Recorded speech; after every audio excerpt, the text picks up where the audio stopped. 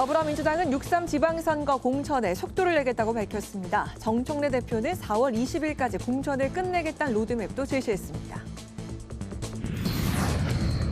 국민의힘은 공천 헌금 의혹이 제기된 강선우, 김병기 의원에 대한 특검을 요구했습니다.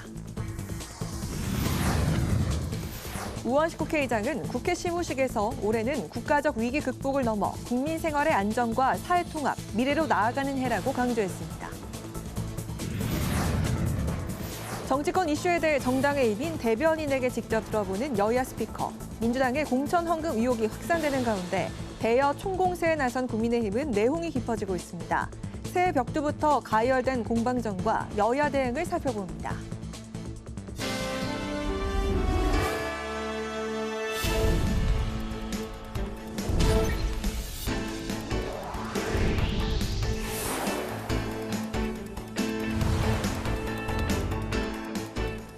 여러분 안녕하십니까? 1월 2일 금요일 국회 라이브 6 시작하겠습니다.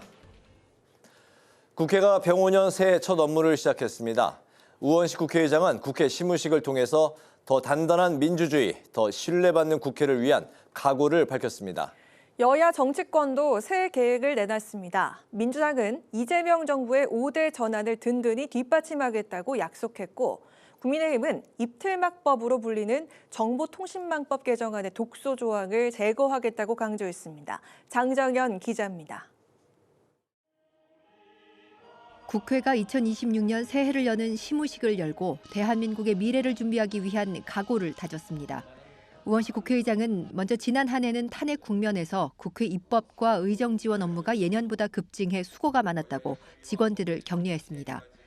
이어서 2026년은 국가적으로 위기 극복을 넘어 국민 생활의 안정과 사회 통합, 미래로 나아가는 해이자 22대 국회가 반환점을 도는 시기라고 강조하고 국회 개혁과 개헌 추진에 박차를 가하겠다고 약속했습니다. 우선 국회 개혁과 개헌이 중요합니다. 시기와 방안을 꼼꼼히 살펴서 추진력 있게 현실화시켜 나갑시다. 개헌은 현재로서는 동력이 잘 붙고 있지 않습니다만 이번에 우리가 반드시 개헌의 문을 열어야 합니다. 여야 정치권도 새 계획을 밝혔습니다. 더불어민주당은 사회 곳곳의 불공정과 격차를 줄이고 노사협력, 지방균형 발전 등을 이루겠다며 집권 여당으로서 이재명 정부를 뒷받침할 것을 분명히 했습니다. 이재명 정부의 5대 전환은 중앙정부의 노력만으로는 부족할 것입니다. 당이 든든하게 뒷받침해야 하고 지방정부가 함께 합심하여 명확한 목표를 향해 나아가야 합니다. 국민의힘은 새해 벽두부터 외교 대참사가 일어났다며 정부 여당의 입법 독주를 비판했습니다. 이재명 정권은 한미 관세 협상 실패로 환율 폭등을 초래하더니 이제 국민의 언론 비판을 억누르기 위한 졸속 입법으로 통상 위기를 스스로 자초하고 있습니다. 국민의힘은 민주당이 입법을 강행한 정보통신망법 개정안에 대해 미국 국무부가 공개적으로 우려를 표명한 만큼 독소 조항을 제거한 개정안을 발의하겠다고 밝혔습니다. 한편 이재명 대통령이 주재한 청와대 신년 인사회의에 우원식 의장을 비롯한 오부 요인과 민주당 지도부 등은 참석했지만 장동혁 대표를 비롯한 국민의힘 지도부는 불참했습니다. 국회방송 장자연입니다.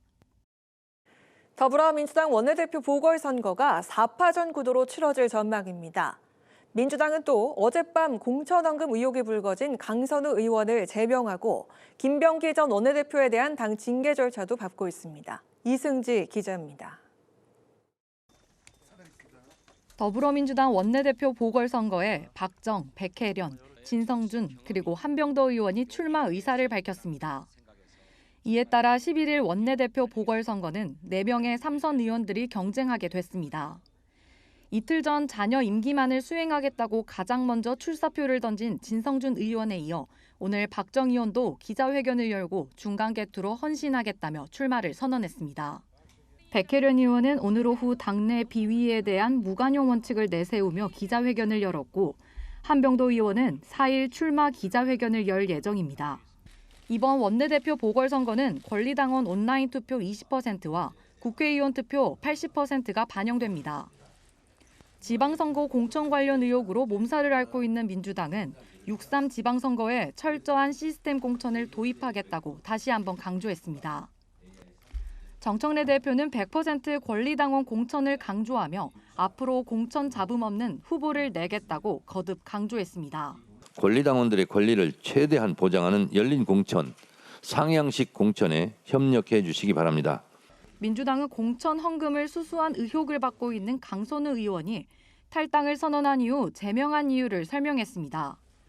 윤리심판원의 조사와 결정 과정을 통해 사실상 제명된 것이고 회피성 탈당을 한 경우에도 징계 사유와 시효 등을 남겨 사후 복당 심사에 반영하도록 했다는 겁니다. 또 김병기 전 원내대표에 대해서도 민주당은 당내 윤리심판원에 징계 심판을 요청했습니다. 정 대표는 신상필벌을 명확하게 하지 않으면 당의 질서와 기강이 무너진다고 강조하면서 당내 인사들의 의혹에 대해 사과했습니다. 당에서 벌어지는 모든 일에 최종적인 책임은 당대표인 저에게 있다고 생각합니다.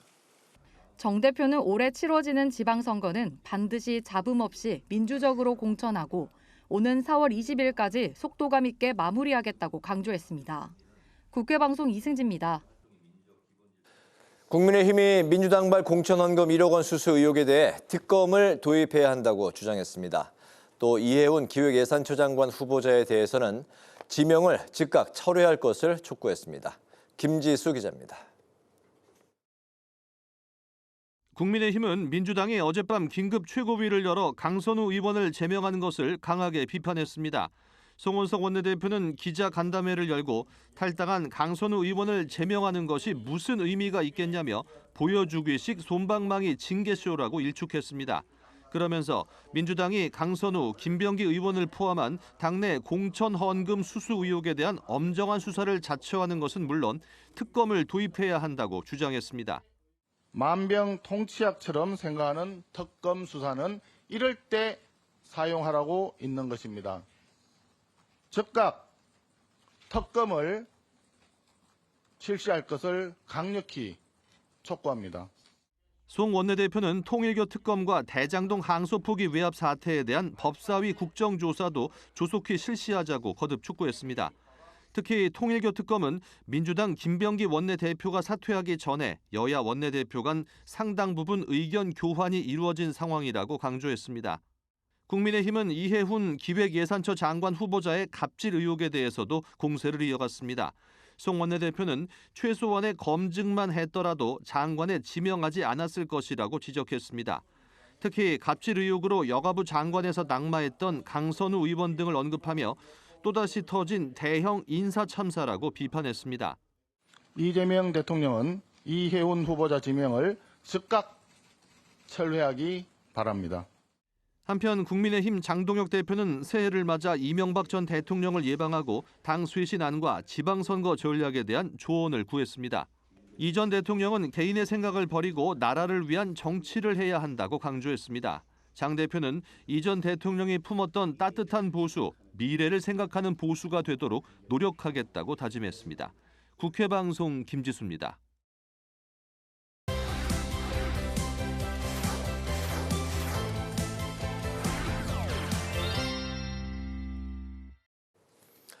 네, 주간 이슈픽 강민지 기자와 함께합니다. 강 기자 어서 오십시오. 안녕하세요. 네, 2026년 병오년 첫 번째 주간 이슈픽인데요.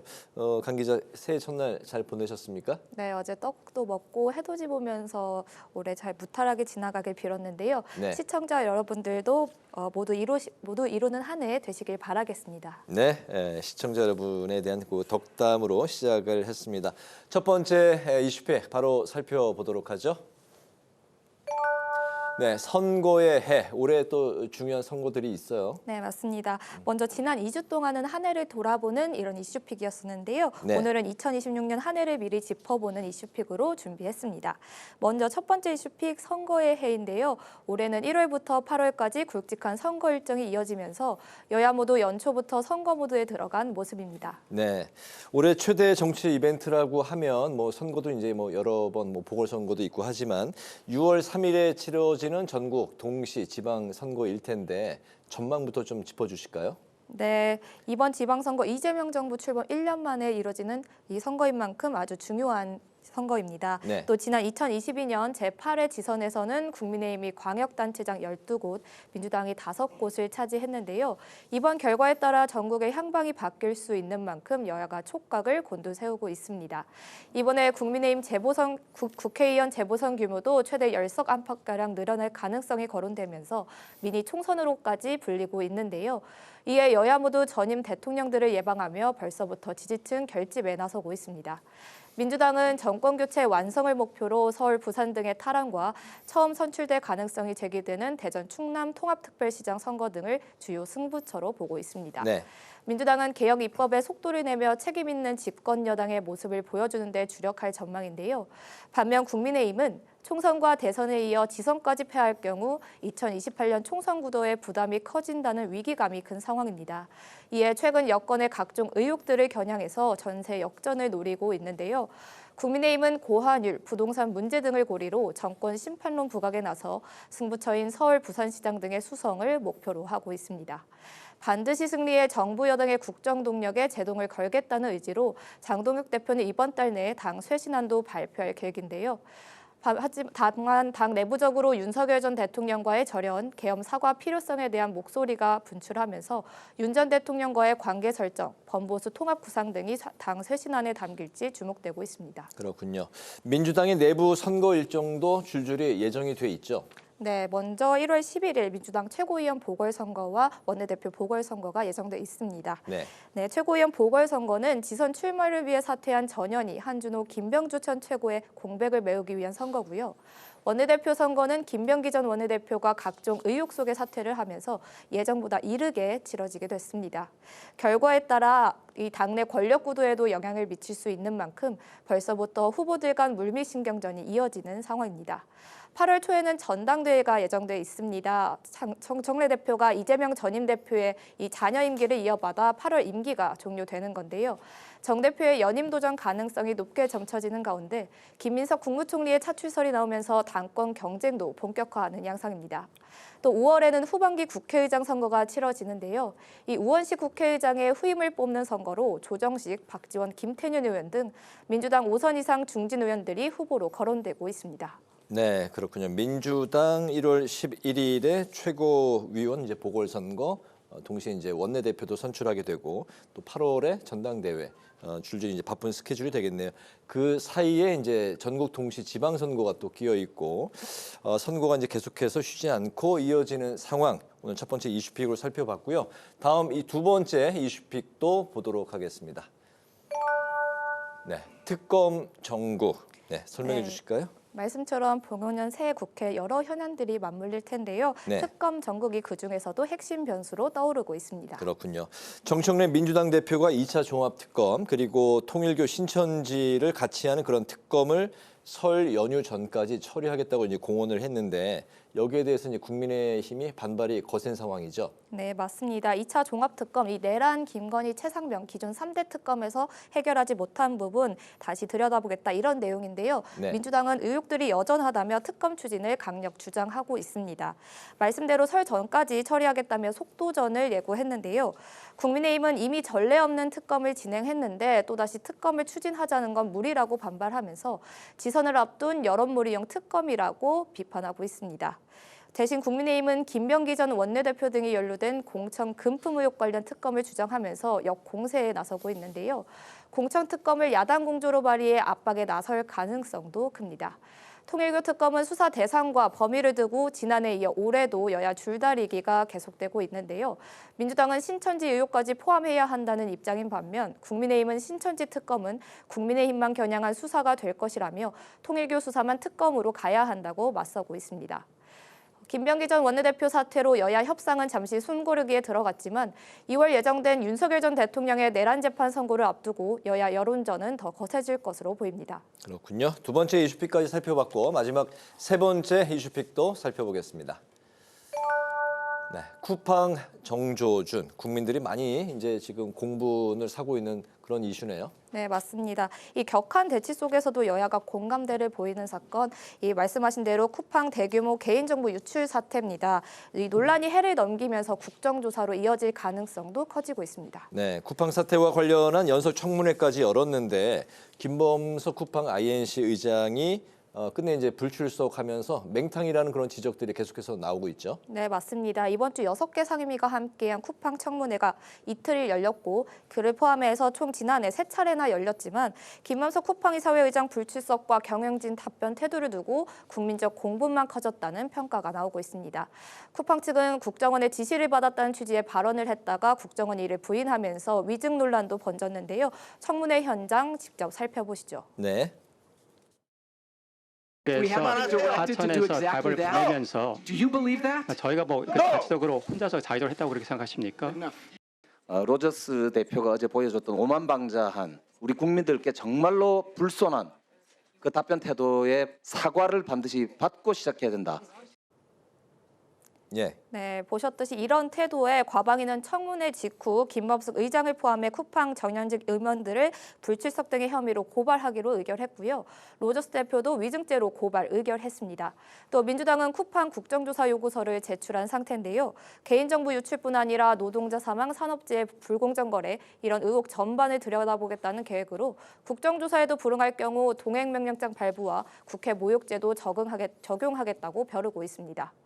국민의힘 역시 국정조사 필요성에 동의하고 있는 만큼 쿠팡 의혹에 대한 국회 전방위 압박이 계속될 것으로 보입니다. 네, 쿠팡 사태와 관련한 이슈는 잠시 후 이제 국회 속으로 해서 또 이제 자세히 살펴보도록 하겠습니다. 올해 국회가 굵직한 현안들이 이제 이어지고 있는 상황에서 정쟁을 넘어서 좀 이제 여야가 협치하는 그런 모습들을 국민들이 기대하는 만큼 좀 펼쳐지기를 연초에 좀 기대를 해보겠습니다. 오늘 첫 번째 올해 들어서 첫 번째 주간 이슈픽 강민지 기자와 함께했습니다. 말씀 고맙습니다. 감사합니다.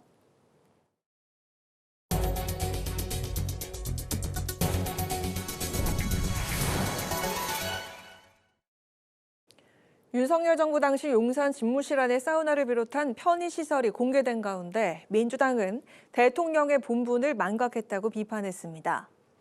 해당 시설이 편의를 넘어 개인의 쾌락 추구에 집중되면서 왜곡된 권력 인식과 국정 운영 태도를 상징적으로 보여주는 사례라고 지적했습니다. 그러면서 설치와 운영 과정에서 예산 집행과 절차가 적법하고 투명했는지 반드시 검증해야 한다고 주장했습니다.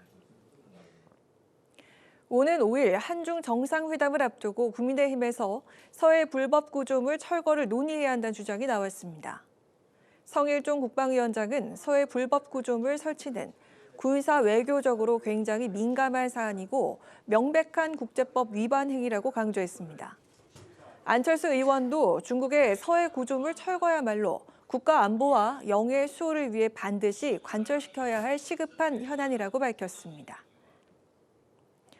우원식 국회의장은 신년사를 통해 현장의 절실한 목소리에서부터 국회에 할 일을 찾겠다고 밝혔습니다. 우 의장은 경기 회복의 온기가 동네 골목상권과 각 가정에 닿을 수 있도록 성장의 불신을 살리고 불평등을 줄이는 민생입법에 집중하겠다고 말했습니다. 이하경 국회 부의장은 낮은 자세로 민생을 살피며 치열하게 일하겠다고 밝혔고 조호영 국회 부의장은 정치가 말보다 행동으로 분열보다 통합으로 나아가야 한다고 강조했습니다.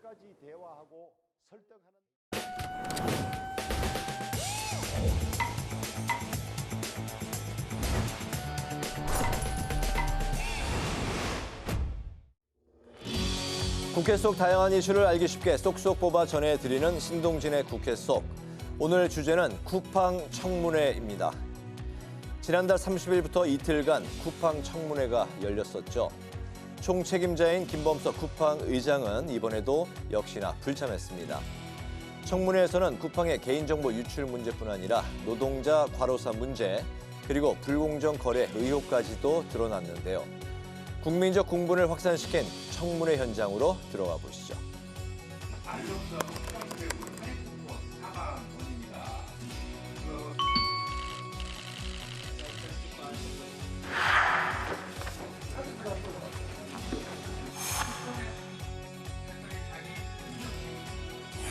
덕준이 죽음의 진실을 밝히려 전국을 돌며 거리를 헤매던 그 모든 순간들이 그 김범석의 한마디에서 시작되었다는 이 사실에 분노가 치밀고 잠을 잘 수 없습니다. 제발 좀 김범석을 잡아주십시오.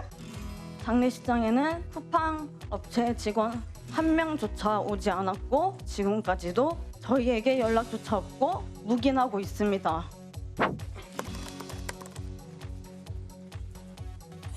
범킴이 청문회를 봤습니까? 저희는 정기적으로 사업에 대해서 이사회 의장과 이사회와 함께 논의를 하고 있습니다. 또 대답을 안 하고 동문서답하기 전략으로 나가고 있죠. 대한민국은 무시해도 되기 때문에 청문회 시청조차 안 했다고 합니까? 그것이 궁금합니다. 범킴은 청문회를 보았는지, 보고 나서 무슨 반응을 했는지. 청문회 직후 쿠팡 핵심 관계자 7명에 대한 국회 차원의 고발이 이어졌습니다. 혐의는 국회 증언 감정법 위반인데요. 청문회에 불출석했거나 위증을 했다는 겁니다. 정부도 국민의 입장에서 끝까지 파헤치겠다며 강경 입장을 내놨습니다. 모두 조사해서 낱낱이 조사해서 저희가 사실관계를 밝힐 예정입니다. 그걸 통해서 후속 조치를 강력하게 대응하도록 하겠습니다. 민관 합동 조사하고 있고요. 그래서 어떤 정보가 유출됐는지, 어떤 피해가 예상되는지, 피해 회복 조치를 쿠팡이 적절히 할 수 있는지 이런 걸 판단해서 필요하다면 영업정지까지 처분할 수는 있습니다. 이번 청문회에서는 쿠팡의 대규모 개인정보 유출뿐 아니라 사고 대응 태도 및 셀프 조사 의혹, 그리고 노동환경 문제와 산재 신청 논란에 대해서도 집중 추궁했습니다. 고용노동부가 쿠팡 청문회를 앞두고 국회에 제출한 자료를 보면 쿠팡 택배와 물류회사 소속 노동자들이 심근경색 등으로 갑자기 숨진 사례는 모두 23명으로 집계가 됐습니다. 하지만 이들 죽음이 업무와 관련이 있는지 따지는 산재 신청은 불과 3건에 그치는 것으로 나타났습니다. 또한 셀프 조사 의혹도 이번 청문회에 뇌관이 됐었죠. 로저스 대표는 개인정보 유출 사건 자체 조사와 관련해 한국 정부의 지시가 있었다는 취지로 수차례 답변해서 논란을 키웠었는데요. 이에 국정원은 쿠팡 측에 어떠한 지시도 한 적이 없다며 국회에 위증죄 고발을 한 상태입니다. 쿠팡 스스로가 개선되긴 어렵겠다. 정부도 좀 엄중한 책임을 묻는 작업이 필요하고 유출 과정 속에서 개인정보가 식별되지 않고서는 유출되도록 이렇게 관리를 한 것인가. 이런 이제 쟁점에 대해서 이제 집중적으로 조사를 해야 됩니다. 범부처뿐 아니라 실질적으로 컨트롤 타워에 있어가지고 이 문제를 대응했어야 됩니다. 그래서 실제로 이번에 쿠팡 정보가 유출된 과정을 보면은 미국이나 EU 같은 데서는 철저히 차단됐을 사안입니다. 국민의힘은 애초에 청문회가 아닌 국정조사를 해야 한다고 주장하며 이번 청문회에 불참했고 따로 국정조사 요구서를 제출할 예정이라고 합니다.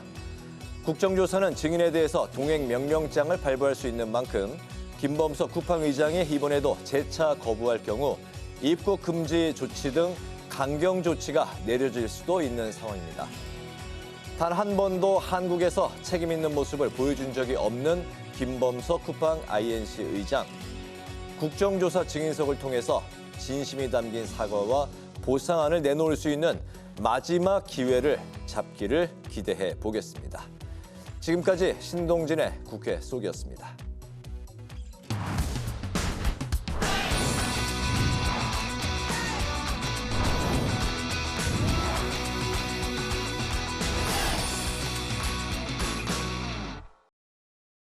정치권의 가장 뜨거운 이슈에 대한 입장을 양당 대변인에게 직접 들어봅니다. 여야 스피커 박경미 더불어민주당 대변인, 이준우 국민의힘 대변인 두 분과 함께합니다. 반갑습니다. 두 분 호흡을 맞춰보신 경험 있으셨을까요?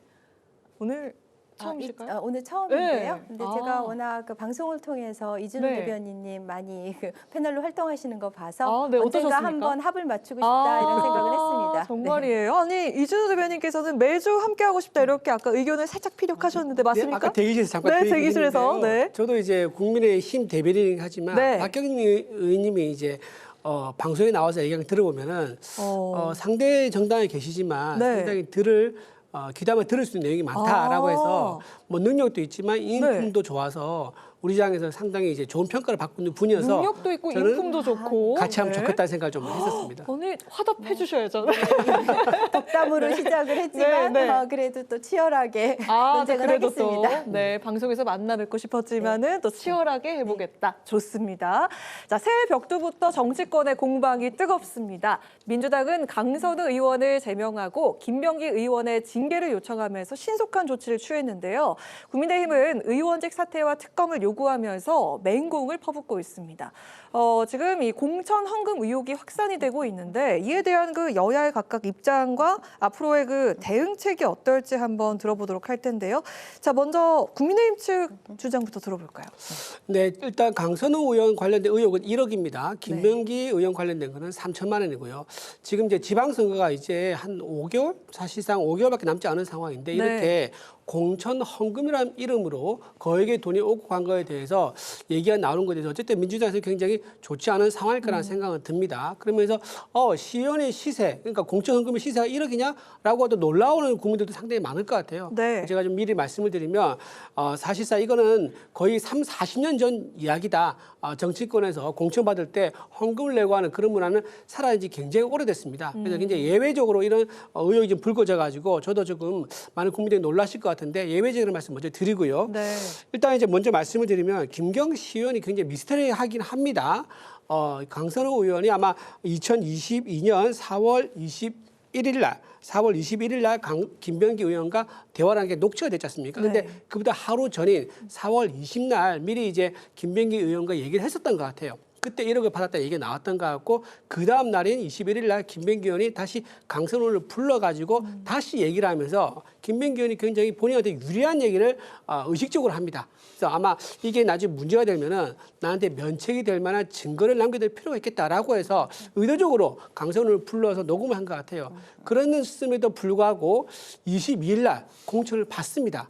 당시 이제 컷오프 기준에는요, 다주택자에 대해서는 컷오프가 있었거든요, 기준이. 네. 그럼에도 불구하고 이분은 그때 상당히 집이 많았어요. 주택이 5채, 상가가 5채. 나중에 이제 공천 받을 때는 주택을 몇 개 처분했습니다. 네. 어쨌든 부동산이 공천 신청할 때 7채나 되는 그 정도로 이제 결격이 살고 있는 분인데 단수 공천을 받았는데 그게 의문스러운 게 뭐냐면은 강선우 의원이 김병기 의원과 녹취를 한 그날이죠.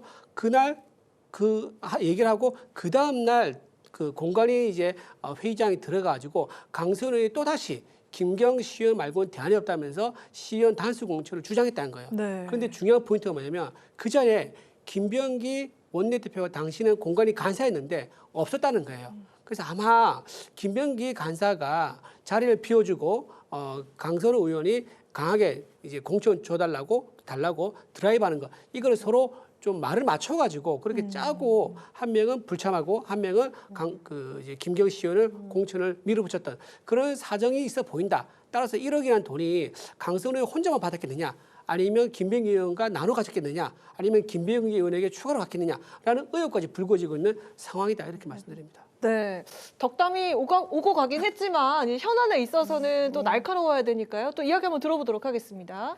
네, 더불어민주당은 어제 긴급 최고위를 열어서 전격적으로 제명을 했는데요. 사실 전에 먼저 탈당을 했기 때문에 당원이 아닌 사람에 대해서도 제명을 하나 이러실 수 있는데 저희 당환당규에 따라서 사후 제명도 가능합니다. 근데 제명을 하게 되면 5년간 복당이 불가하고 향후 공직선거에 나갈 때 굉장히 엄격한 기준이 적용되거든요. 그리고 제명을 하게 되면은 그만큼 이제 정치적으로 엄단했다는 의지를 표명한 것이 되겠죠.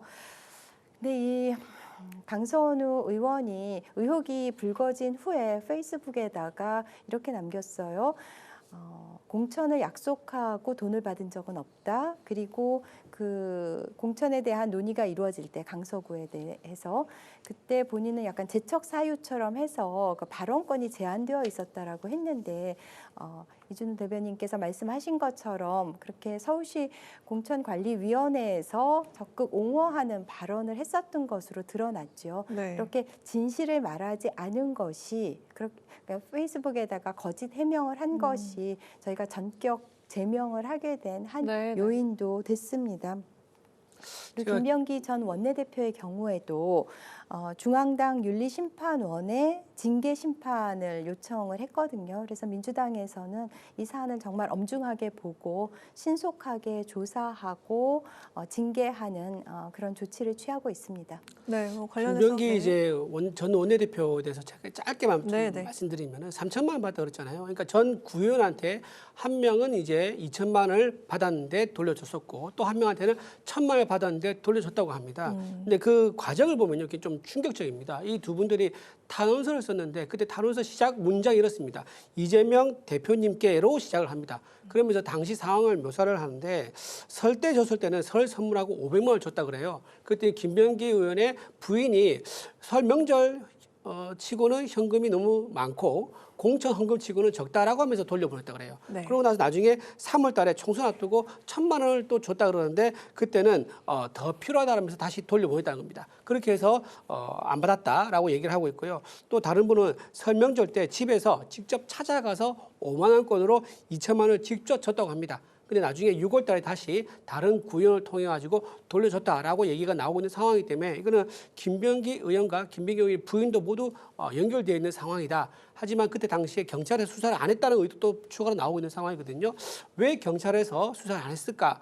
탄원서가 상당히 육하 원칙에 따라서 구체적이었으면 범죄 혐의가 있으면 의혹이 있으면 해야 되는데 왜 안 했을까? 이런 의혹으로 확산되고 있고 또 김병기 의원의 부인이 구의원, 부의장한테 법인카드 쓴 게도 나왔는데 그거는 집에서 50m 거리도 안 되는 중국집에서 쓴 내역까지 나왔단 말이에요. 그래서 사실상 김병기 의원의 부인이 구의 부의장의 카드까지도 상당한 금을 쓴 게 아니냐라는 얘기가 나오고 있어서 공금 유효 의혹까지도 있는 그런 상황이라서 좀 심각한 상황 같습니다. 네, 알겠습니다. 자, 이 첫 번째 이슈에 이어서 두 번째 이슈도 공수가 명확한 주제입니다. 이해운 후보자 인사청문회 역시 도덕성 논란이 핵심이 될 것 같은데요. 연이은 갑질 폭로에 대해서 청와대는 청문회에서 검증될 것이라면서 지명 철회에는 선을 그었습니다. 하지만 국민의힘 측에서 물론이고 여당 일각에서도 낙마를 지금 언급하는 그런 분위기인데 각각이 어떻게 공격과 또 방어에 나설 계획이신지 이번에도 이준우 대변인께 먼저 여쭙도록 하겠습니다. 일단 청와대에서는 지명 처리는 아직 생각 안 하고 있다고 얘기하는데요. 아마도 처음에 인사검증 아마 한 달 정도는 했을 겁니다. 그때 이해운 후보자는 8군데에서 9군데에 있는 기관에다가 임명 동의서, 그러니까 신원주의하는 그런 서류에 사인을 했거든요. 그때 보면 이제 본인이 예를 들어 부동산 투자라든가 아니면 주민등록부 위반이라든가 보통 이런 걸 검증을 하죠. 그리고 예를 들면 또 전과라든가 이런 것도 조율하는데 갑질 의혹에 대해서는 청와대에서도 그렇게 심각하게 생각 안 했던 것 같아요. 사실 세평조율을 하게 되면 갑질 의혹에 대해 얘기를 아마 들어봤을 겁니다. 들어는 봤지만 이 정도는 청와대에서는 뚫고 갈 수 있을 것이다. 왜냐하면은 국민의힘 당협위원장을 이재명 정부에서 내각으로 임명한 거기 때문에 거기에 대한 논란이 집중될 거다. 그러니까 어떻게 국민의힘 의원이 국민의 당협위원장이 진보 정권에 가서 장관할 수 있느냐. 이 정책적 문제라든가 정치적 문제에 집중될 거다라고 하면서 갑질 문제에 대해서는 좀 가볍게 생각한 것 같아요. 그런데 갑질 관련 당했던 피해 보좌진들이 그 당시에 들었던 내용들을 녹음을 한다거나 또는 그때 당했던 것을 경험은 언론에 인터뷰를 한다거나 제보를 한다고 하는 경우가 많이 나오고 있는 상황이라서 이게 지금 맥락상 강선우 의원이 여가부 장관 후보 때 갑질로 결국 낙마했습니다. 김병기 의원도 지금 갑질 논란이 나오고 있으면서 지금 원내대표 불렀지 않습니까? 그런 상황에서 또 갑질 논란이 나오니까 정책적인 문제, 정치적인 어떤 이념 문제 이런 것보다는 갑질 때문에 국무위원 자격이 없다는 그런 이제 위기가 더 생겨서 이해운 의원의 이제 인사청문회 통과가 좀 어렵지 않겠느냐 그런 지적이 나오고 있는 것 같습니다. 네, 근데 여당 일각에서도 좀 분위기가 낙마할 수 있는 거 아닌가 이렇게 좀 점치고 있거든요. 어떻습니까? 네, 어제 그런 의견을 SNS에 올린 의원이 이제 나타나기 시작했는데요. 일단 이해운 후보자를 지명한 것은 전문성에 기반하고 통합과 실용에 방점을 찍은 탕평 인사로 시작을 했죠. 그런데 이제 보좌진에 대한 어떤 갑질이나 폭언, 녹취록과 이제 증언이 나오면서 많은 국민들께서 좀 놀라셨던 것 같고요. 이해운 후보자가 그러니까 상처받은 분들께 진심으로 사과드린다라는 그런 성찰의 자세를 보이고 있기는 하는데 청문회에서 또 얼만큼 또 진정성 있는 사과를 할지 또 그러한 흠결을 상쇄할 수 있는 미래 비전과 정책을 내놓을지는 이제 지켜봐야 될 것 같습니다. 네. 오늘 강훈식 비서실장이 인터뷰를 통해서 이재명 대통령도 이번 지명이 도전이라는 것을 잘 알고 있다. 사실 이거는 서로 다른 색이 조화를 이루는 무지갯빛을 향한 담대한 도전이라고 봐야 될 것 같습니다. 그리고 이제 이런 말씀도 하셨었죠. 더불어민주당, 즉 파란색이 정권을 잡았다고 해서 파란색 사람들로만 채울 것이 아니라 여러 색깔 또 뭐 보수 진영에서 경제 전문가를 영입하기도 하는 그런 시도를 통해서 이제 진영을 떠나 원팀을 만들겠다는 그런 의도로 시작이 된 것인데요. 어떤 청문회까지 잘 지켜보면서 좀 판단을 해야 될 것 같습니다. 네, 알겠습니다. 지금 국민의힘을 보면은 대여 총공세에 나선 것 같아 보이는데 사실 그 내부를 들여다보면은 또 이 분위기가 간단치 않아 보이거든요.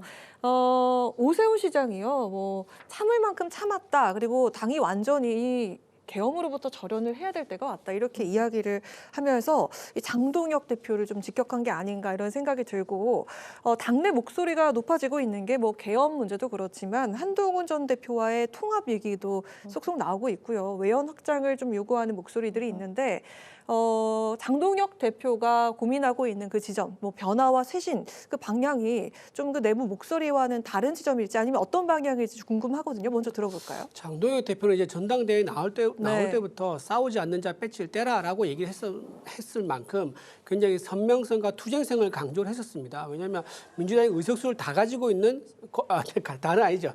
민주당 의석수를 이제 역대 최고거예요. 아마 야당 쪽에서는 굉장히 많이 가지고 있는 170석 넘게 가지고 있는 상황인데다가 민주당이 정권까지 잡고 있으니까 예산과 인사 그다음 의회 권력까지 모두 다 장악한 상황 아니겠습니까? 그리고 사법부에 대해서도 사실 우리 법 연구회든가 국제법 연구회 통해서 사법부도 좌경향됐다라는 얘기까지 나오고 있는 상황이기 때문에 우리가 싸우는 거 우파로서 역할을 하고 제대로 목소리를 내는 것, 우파를 지지하는 국민들에게 실망감을 주지 않고 그분들의 생각과 목소리를 대신 내주는 역할에 충실해야 된다. 그런 의미로 얘기를 한 거죠. 근데 이제 오세훈 시장 입장은 좀 다른 것 같아요. 오세훈 후보 입장에서는 오세훈 시장 입장에서는요.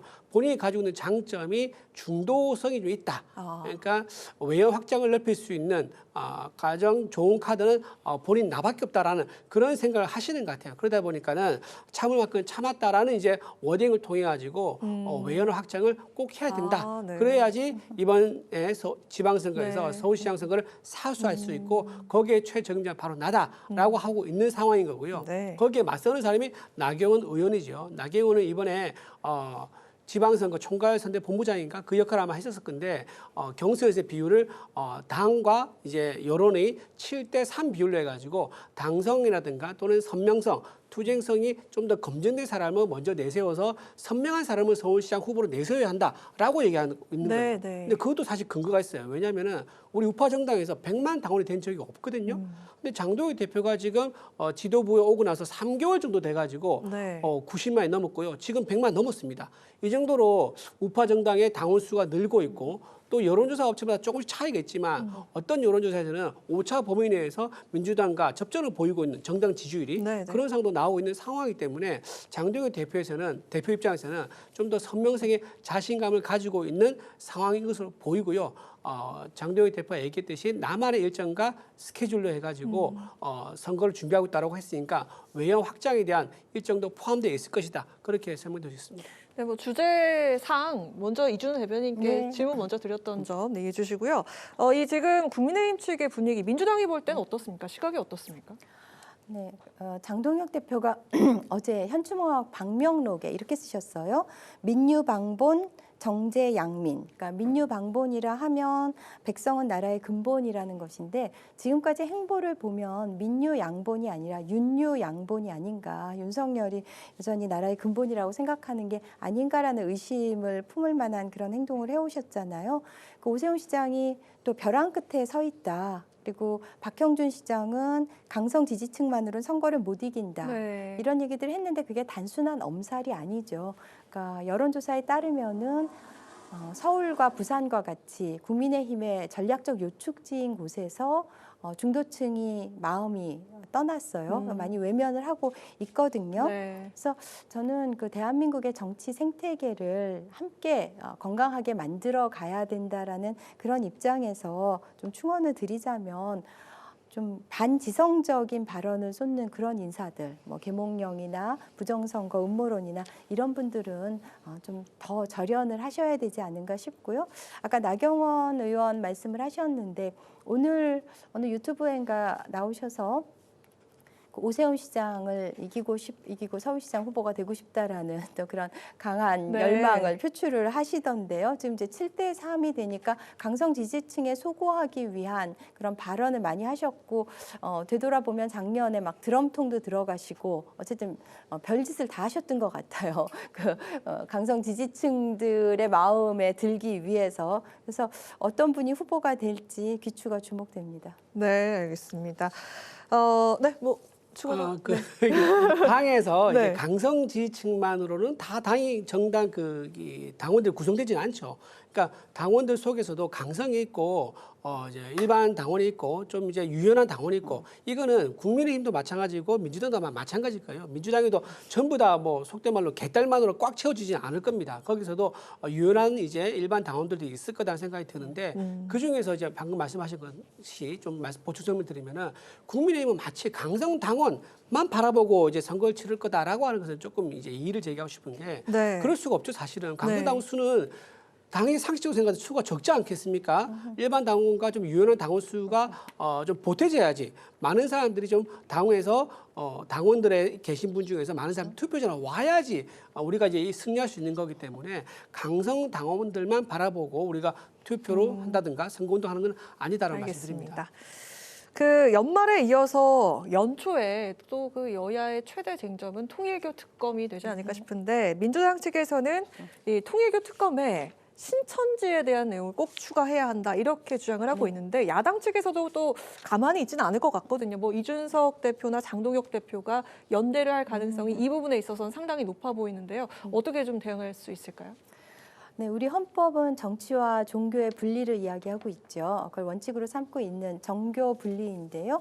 통일교와 신천지는 정교 유착이라는 측면에서 판박이입니다. 어떻게 보면은 뭐 데칼코마니라고 할 수가 있는데요. 그리고 홍준표 전 대구시장도 2021년 국민의힘 대선 경선 때 신천지가 개입했다라는 그런 발언을 하신 바가 있습니다. 그러니까 정교 유착을 본질로 하는 특검에서는 통일교와 신천지가 같이 포함되는 게 너무나 지당하죠. 그런데 국민의힘에서는 그거를 적극 지금 반대하고 있는 입장인데 그래서 그 장동혁, 이준석 이 두 분께서 장동석이라고 하더라고요. 두 분이 이 특검을 고리로 해서 그 단식을 하겠다는 그런 얘기도 나오는 것 같은데 지금 민생 경제가 도탄에 빠져 있는 이 상황 속에서 그 특검을 가지고 단식을 한다는 것을 국민들께서 어떻게 바라보실지 네. 생각을 하셔야 될 것 같습니다. 네, 이준우 대변인. 예, 그 종교 분리 헌법에 보장하고 있는 그 부분 굉장히 중요하죠. 맞습니다. 종교가 정치에 개입해서 조직적으로 활동한다 그러면 이건 심각한 문제가 될 수 있습니다. 과거에 유럽의 고대 왕정 사회에서나 있을 법한 일인데 지금 근대 헌법이 이루어지고 나서 100년이 지난 상황에서 다시 과거로 돌아갈 수 없는 거 아니겠습니까? 자, 그렇다 그러면 똑같이 공정하게 해야죠. 과거에 2022년입니다. 한 3년 전입니다. 11월 21일 날 남욱 변호사가 서울중앙지법에서 재판을 받습니다. 네. 그때 했던 본인 진술이 있습니다. 그때 증언이 뭐라고 했냐면 이재명 성남시장이 성남시장에게 재선 선거 자금을 댄 사실이 있다라고 남욱 변호사 그때 진술을 합니다. 증언했습니다. 공판장에서. 그러면서 뭐라고 띄어서 얘기하냐면 김만배로부터 1억 8천만 원 중 일부를 대순진리회에 지급했다라고 합니다. 그러니까 김만배로부터 돈을 1억 8천 원 받았고 그중에 일부를 대순진리회에 줬다고 얘기해요. 자, 이게 굉장히 중요한 의미가 있는 게 김만배가 그 이어서 나중에 뭐라고 얘기하냐면 유동규 씨에게 이렇게 얘기를 했답니다. 대순진리회 신도 3만 명 조직력이 좋아라고 얘기했다는 거예요. 그러니까 이 말만 들어오면 대순진리회 3만 명을 조직해서 이재명 다시 성남시장의 재선을 돕자. 그리고 거기에 대한 대가로 1억 8천만 원 중 일부를 대순진리회에 주자. 라는 얘기가 남욱 변호사와 김만배와 유동규에게 이 일치된 의견으로 재판에 증언으로 나왔던 얘기예요.